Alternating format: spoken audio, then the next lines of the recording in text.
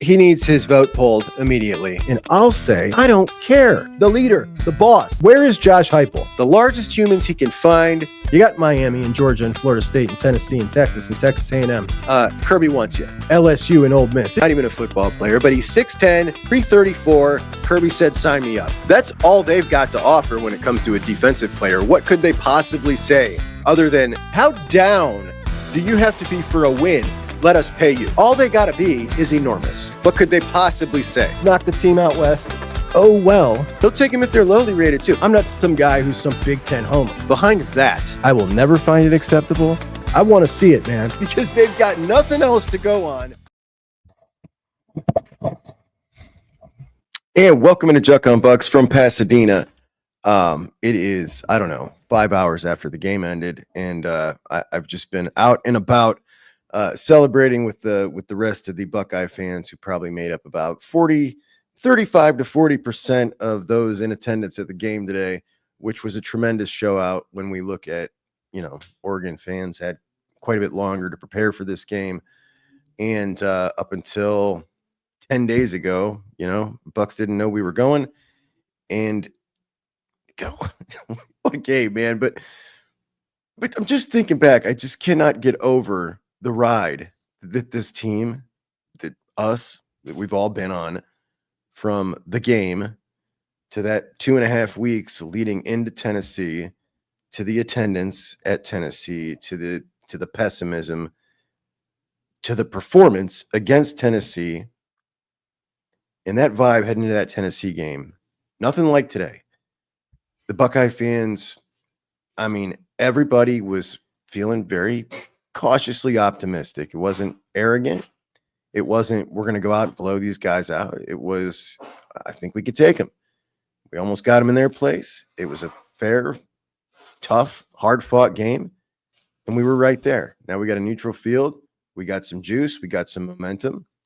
And we had just seen one of the most shockingly beautiful games we've seen in so long, that the mojo was good.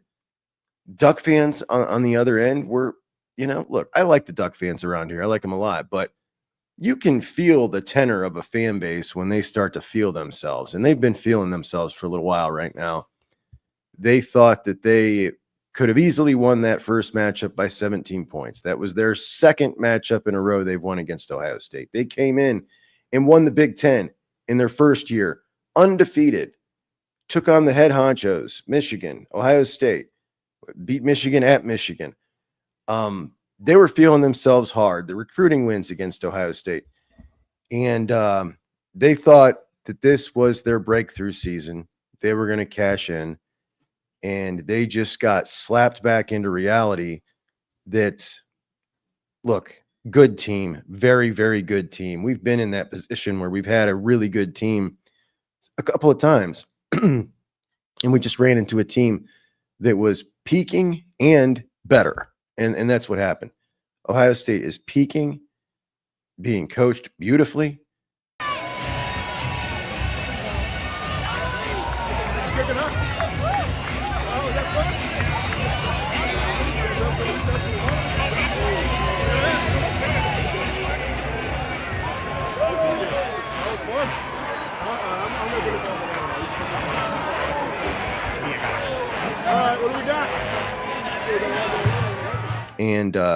And they're better. They are. They're just a better team.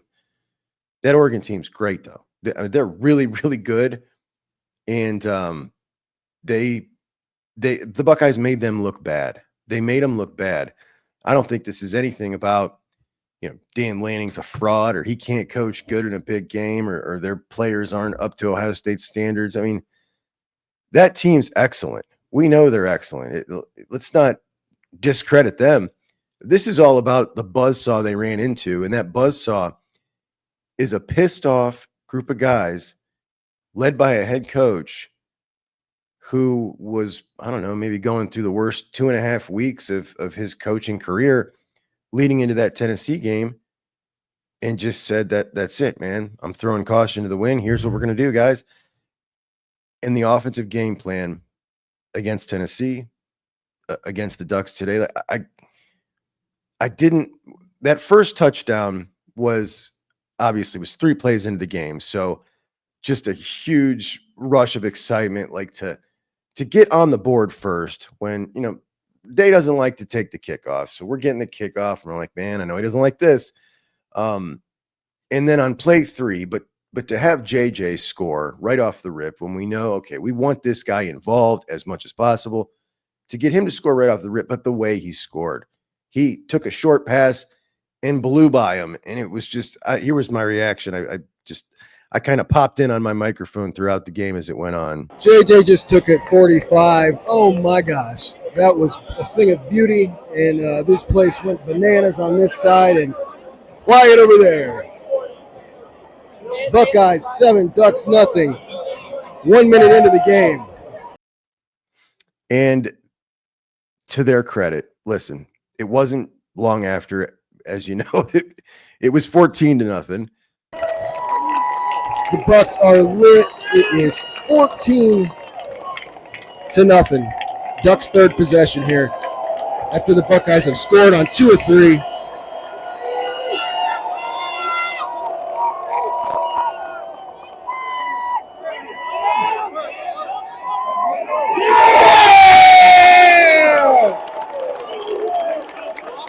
I mean, this is one of those games, guys. This is just feels everything like Tennessee, everything like it. And it was just one of those games.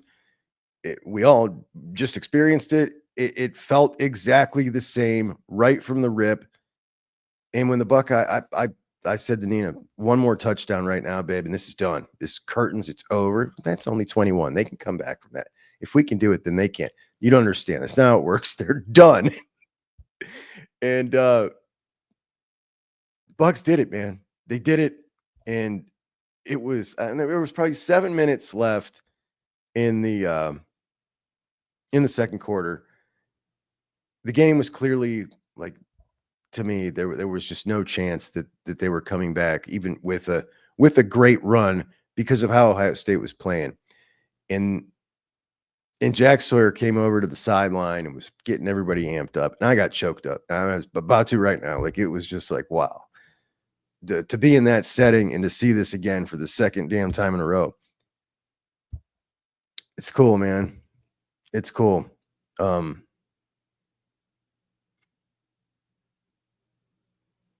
Crazy game. Awesome experience to be able to come out here and do this just once. I'll never do it again. And boy, I'm sure I'll, on a longer video, talk a little bit more about the push to get the Rose Bowl to be the kind of the Super Bowl, the destination every year for the national championship. And I just could not disagree more. I've been to a lot of different venues. This is the most supreme pain in the keister of any venue I've ever been to in my life. When we talk about just getting in, getting out, like, it is, it's not pleasant. It's not. The stadium, maybe a little overblown. Awesome experience. I'm not taking anything away from it, particularly when you win. Like, the worst thing is when you put out all this money and go out and take a trip to go see the Bucks play and they lose. That is horrible. This was amazing. Nothing like that. But the offensive game plan, wow. The aggressiveness, the passing to set up the run, and it looked like they were pulling back a little bit from it and got a little conservative. And I was thinking, here we go, man. Don't shut it down. And then the very next series after that, they came right out, started with a couple of runs, and then picked up a third, and then it was okay. We're off and running again. And when they started doing that, and then we saw Trey break off his long touchdown. He is, again, in a big spot. He shows up every time, it seems. Every damn time he shows up in a big spot anymore. So talented, so good. And Quinn had juice that he hasn't had in a while. Readily apparent. I don't know if it came through on the screen, but the juice he was running with today, it looked like the first 3 weeks against the lesser teams early on in the schedule when he was running against them. He just had a different juice about him, and it looks like it's back. Will's passes were on point. You could criticize a few things about the way he played, but not a turnover on the other end either. but they just couldn't do anything because the Buckeye defense looked like the legit best defense in the country. The defensive line, which surprisingly all of a sudden, listen, we were in the first quarter. I marked it down in my notes.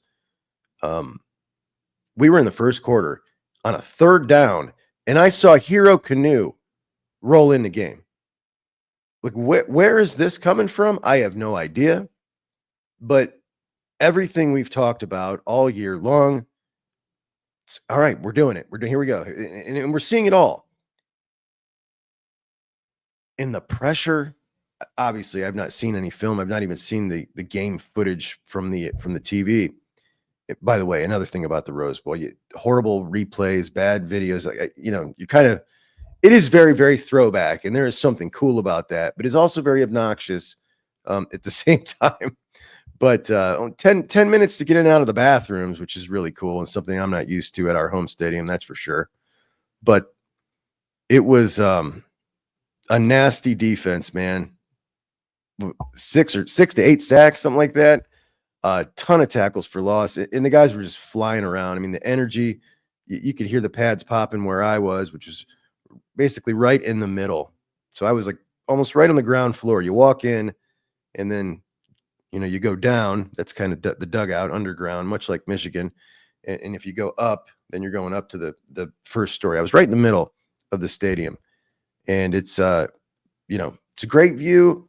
Stadium shaped like that, though, like a saucer. You're far away. I prefer, when we kind of stack it a little more vertically. But whatever. 100-year-old stadium. What are you gonna do? But what a game, what a time. And as we look at this season, you got Ohio State versus Texas. You got the storylines there, the Quinn Ewers storyline, Texas going into double overtime with Arizona State. Surprised the heck out of me. I certainly thought Arizona State was going to get rolled up by Texas. And if Arizona State skill players outside of Scadaboo, I mean, it's such a different ball game when we talk about what they're going to have to deal with Ohio State. Bucks open as a 4.5-point favorite. I don't see how they can possibly stick with this Ohio State team playing like this, with that defense playing like that, with the confidence they're playing with. It just feels like we have stumbled into something special here, man. It really does. I hate to get ahead of myself, one opponent at a time, but this just feels different. This just feels special. It felt special today. Nobody expected that. Not even the biggest Buckeye fans. My son Carmen, he predicted a similar score, and I told him he was crazy. It wasn't even like Oregon wasn't even bad. They were just so outclassed all over the field. They were outcoached. I mean, it was just like this Buckeye team is on a mission, and I just don't see anything stopping them now. I really don't. I think we're going to win the national championship,